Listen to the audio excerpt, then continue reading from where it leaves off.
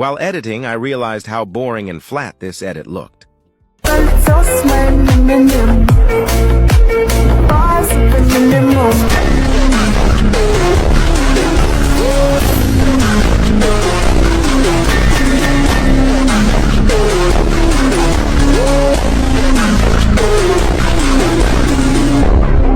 Good thing my grandma taught me these tricks.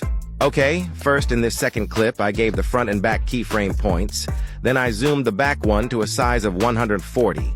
After that, in the next clip, do the same thing as in the second clip until the end.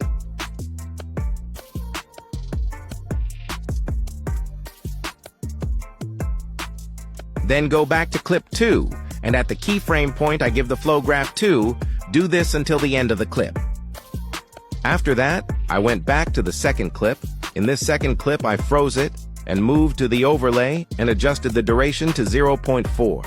Then in this overlay, I remove the background and I give the back and front keyframe points, and the front I zoom out and I give it a flow graph 2.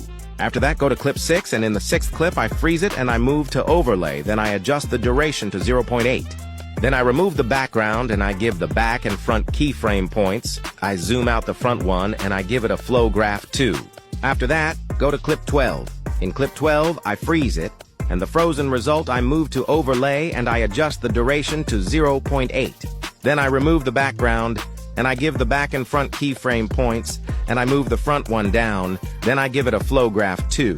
After that, go to clip 16. In clip 16, I freeze it and I move to overlay and then adjust the duration to 0.8. Then I removed the BG and I gave the back and front keyframe points, and the front one I zoomed out and I gave it a flow graph 2.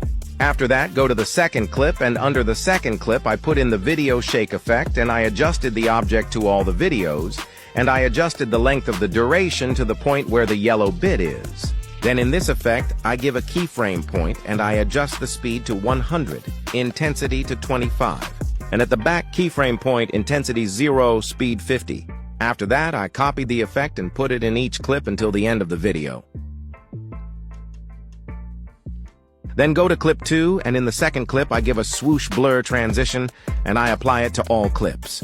After that, in clips 2, 6, 12, and 16, I added an animation of entering turbulence too.